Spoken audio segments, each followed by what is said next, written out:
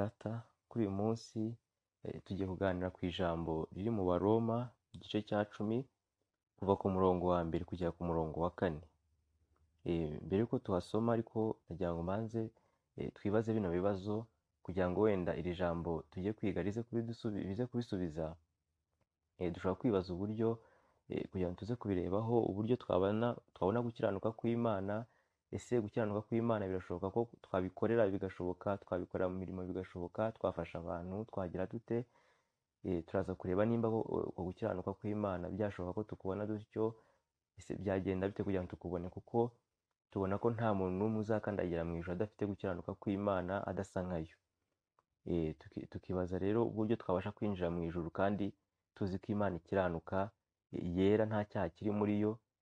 Tukibaza rero uburyo noneho nkatwe nk'abantu birakunda bite ko mu muntu ahora akora icyaha, areba agakora icyaha, yatekereza agakora icyaha. Ese ku gukiranuka noneho twakubona dute? Reka dusome mu baroma igice cya 10 kuva ku murongo wa mbere kujya ku murongo wa 4, twumve uko wavuga ubundi ariko tuganiraho. Titiri yavuga ngo abayuda bivutsa gukiranuka kw'Imana. Bene data, ibyo umutima wanjye wifuza n'ibyo nsabira Abisiraheli ku Mana ni ukugira ngo bakizwe. Ndahamya yuko bafite ishyaka ry'Imana ariko ritava mu bwenge, kuko ubwo bari batazi gukiranuka kw'Imana uko ariko, bagerageje kwihangira gukiranuka kwabo ubwabo, bituma basuzugura gukiranuka kw'Imana.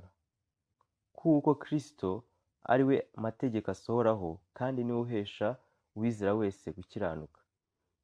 Dusabe rero Uwiteka azabane natwe, twizeye tudashidikanya kandi koko ari kumwe natwe. Araza kudufasha twumve neza iri jambo, afungura imitima yacu ku buryo turaza kurangiza twumva neza gukiranuka kw'Imana uko ariko n'uburyo twabasha kukubona. Tubisabyeho tubyizeye mu izina rya Yesu Kristo, amen. Dutangiye rero turatangira tubona titire hano ivuga ngo gukiranuka kw'Imana. Gukiranuka kw'Imana kuvuga ngo ibintu tugiye kurebaho ni ugukiranuka kw'Imana, ntabwo ari ugukiranuka k'umuntu. Ni ugukiranuka kw'Imana, muri make ni ukwera kw'Imana. Uko Imana yera ni ugukiranuka kw'Imana.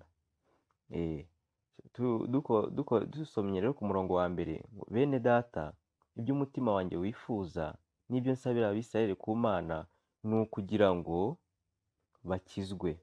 Turi kubona ko ikintu cya mbere aha ngaha, Pawulo niwe wanditse urwandiko, ari gusaba icyo yifuza ngo ni uko ngo Abisiraheli ngo bakizwa. Muri make ikigaragara cyo ni uko ubwo yifuza ko bakizwa ni uko aba bantu badakijijwe. Iki ni ikintu cya mbere turi kubona cy'uko Pawulo Abisiraheli gusabira hano ntabwo bakijijwe. Kubera iki rero? Tugasoma hasi ngo ndahamya yuko bafite ishyaka ry'Imana ariko ritava mu bwenge. Hari igihe rero umuntu afite ishyaka, akagira ishyaka rwose ryo gukora ikintu runaka ariko rikaba ritari kuva mu bwenge. Ibi byose rero turaza kugenda tubibona hasi. Pawulo arabisobanurira. Mbere na mbere abanje kuvuga ko ngo arasaba ko abantu bakizwa. Aba bantu ikigaragara cyo ni uko badakijijwe. Kubera iki? Turabibona hano ko ku murongo wa 2 avuga ngo bafite ishyaka ngo ariko ritava mu bwenge. Ni ukuvuga ngo aba bantu ntibakijijwe. Kubera iki? Kubera ko ibintu bari gukora cyane ishyaka bari bafite ntabwo riri kuva mu bwenge. Ngo kuko ubwo bari batazi gukiranuka kw'Imana, ubwo batari bazi gukiranuka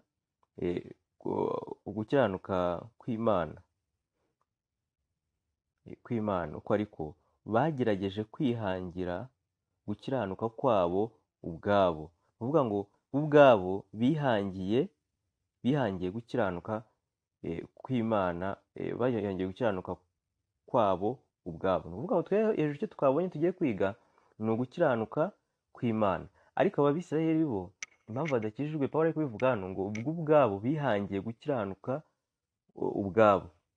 Ni ukuvuga ngo gukiranuka hano turi kubona noneho hari ukwa kabiri. Hari gukiranuka kwa mbere twabonye ko hejuru kw'Imana, hari no gukiranuka abantu ubwabo bari kwihangira.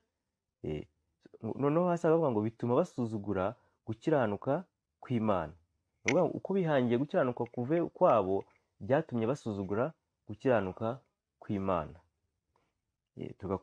Tugakomeza ku murongo wa 4, kuko Kristo ariwe amategeko asohoraho, kandi niwe uhesha uwizera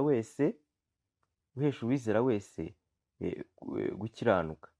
Tukabona noneho ngo hano gukiranuka ahantu kwakwiye kuba kuri kuva, kuraza guturuka kuri Yesu Kristo biciye mu kwizera. Ni ukuvuga ngo reka muri aka kanya two kuba nk'Abisiraheli bari gushaka kwihangira gukiranuka kwabo ngo bagukure mu mirimo. Yenda twatangiye twibaza, wenda ukaba wibaza se koko nta umukiranutsi ufite imbere y'Imana, Imana imbona ite? Kuko turi kureba kuno gukiranuka kw'Imana neza ni ukuba dusa nayo uko Imana yo ubwayo itureba. Ntabwo ari uko njyewe ndibuze ngo ndebe umuntu, ahubwo ni uko Imana iraza kubimubona. Ese Imana iraza kubibona umuntu yera gute? Araza kubibona ate? Araza kubona kuno gukiranuka gute kwera imbere y'Imana? Rero tukabona umuntu ntabwo ari buze kubasha, naramuka abicishije mu mirimo ye, naramuka yumva ko yafashije abantu, hari ibikorwa byiza yakoze, biraza kumuhereza gukiranuka imbere y'Imana. Ibi ngibi biraba bibeshye, ndetse rwose nawe wo kumera nk'Abisiraheli ushake kwihangira gukiranuka kwawe, bituma usuzugura gukiranuka kw'Imana. Hariho gukiranuka kw'Imana, Imana yo ubwayo yashyizeho, ishyiraho n'inzira ubwayo abantu babasha kukubonamo. Iyo bishoboka yuko umuntu yabasha gukora ibyo byose akabona gukiranuka, ntago Yesu Kristo aba yaraje ngo apfe adupfire kugira ngo amaraso ye atwezeho ibyaha byacu, tubone gukiranuka kwe biciye mu kwizera. Ni ukuvuga ngo turaza kubona gukiranuka biciye mu kwizera, ntago biraza guca muri iyo mirimo twakoze. Cyakoze iyo mirimo nituyikora ntacyo bitwaye, ndetse na byiza, kandi nabwo tugomba no kuyikora. Ariko iyo mirimo iyo turi kuyikora ntago irabiduhesha gukiranuka, kuko gukiranuka tuba twamaze kukubona biciye mu kwizera Yesu Kristo. Noneho Imana ikatubona ubwayo, itubona dusa nkayo, ariko bitavuze ko ibintu turi gukora byo biri gutuma dusa nkayo twera nta cyaha kiri muri twebwe. Ahubwo ibi biturebera mu maraso ya Yesu Kristo, bitewe n'uko twizeye, yatureba ikabona umwana wayo, ahubwo ntibone twebwe. Uko gukiranuka rero nuko tuba tubonye kwa Yesu Kristo tubarwaho, bikaba bituma tuba dufite n'ibyiringiro by'uko Imana Yesu Kristo aramutse aje twajyana mu ijuru, kubera ko dusa nawe, dufite gukiranuka kw'Imana, kandi tukaba twajya no mu ijuru. Kubera iki? Kubera ko nta cyaha kiri kugaragara kuri twebwe kubw'amaraso ya Yesu Kristo adutsindishiriza.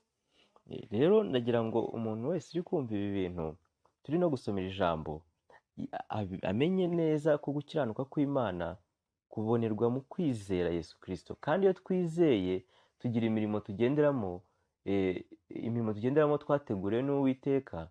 Ariko iyo mirimo iyo turi kuyikora nta kibiri kongera kuri uku gukiranuka, kuko Yesu Kristo ugukiranuka yaduhaye kuruzuye ndetse kurahagije. Ni ugukiranuka kw'Imana yaduhaye. Imirimo tuba turi gukora byose biba ari ukwishimira ibyo Imana yadukoreye, atari ibintu turi gukora nk'aho biraza kuduhereza igihembo cyo gukiranuka. Rero ndagira ngo iki kintu tucyumve neza, cyo gukiranuka kw'Imana rwose. ntituze kuba nk'Abisiraheli ngo dushake kwihangira gukiranuka kwacu, dushake kumva ko biraza guturuka mu mirimo yacu, kuba twabona ubugingo buhoraho, kubera ko ibi byamanuye Imana ubwayo yambara umubiri kugira ngo ize idupfire tubone ubugingo buhoraho, tubone gukiranuka. Rero rwose ndasaba uri kubyumva wese kugira ngo yumve, arebe iri jambo icyo riri kumubwira, yizere Imana kuko niyo itanga gukiranuka, yemera imuyobore, ariyo imubera. nk'uko tuvuga ngo nemeye Yesu Kristo nk'umwami n'umukiza wanjye, ari we ukuyobora, Ikindi hano hasi nuko tari buhage, ariko aravuga ngo noneho ngo ariko gukiranuka guheshwa no kwizera kuvuga gutya kuti. Ibi ngibyo ndifuza ko twazabyigaho ubutaha ku wundi munsi. Reka tube tugarukirije aha ngaha, gukiranuka kw'Imana guturuka ku kwizera Yesu Kristo. Ejo utari tuzaba turi kwibaza se abantu ba kera bo Yesu Kristo ko atari yakaza bo mu isezerano rya kera babonye bate gukiranuka kw'Imana? Ese bazabona bate ubugingo buhoraho ko Yesu Kristo atari yakaza? Hasi rero hano kuri murongo wa 5 kumanura hasi no tuzigana ubutaha tureba uburyo aba ba kera uburyo babonaga nabo uko gukiranuka kw'Imana, kandi gukiranuka kw'Imana koko nyine ni ukwera nk'uko Imana isa. Ese aba bantu babashaga gute kwera nk'uko Imana isa? Tubasha dute kwera nk'uko Imana isa? Twe turi kuvuga ko igisubizo ari Yesu Kristo, kandi bo icyo gihe Yesu Kristo ntiyari yakaza. Ariko ubutaha tuzabyigaho turebe uburyo koko abo bantu nabo babonaga ugukiranuka kw'Imana. Ibindi Uwiteka akomeza tuganirize, kandi Imana ihe umugisha buri muntu wese wumvishije iri jambo. Uwiteka akomeza abane natwe, kandi turamushimiye kuko yabanye natwe nk'uko twari twabimusabye, mu izina rya Yesu Kristo, amen.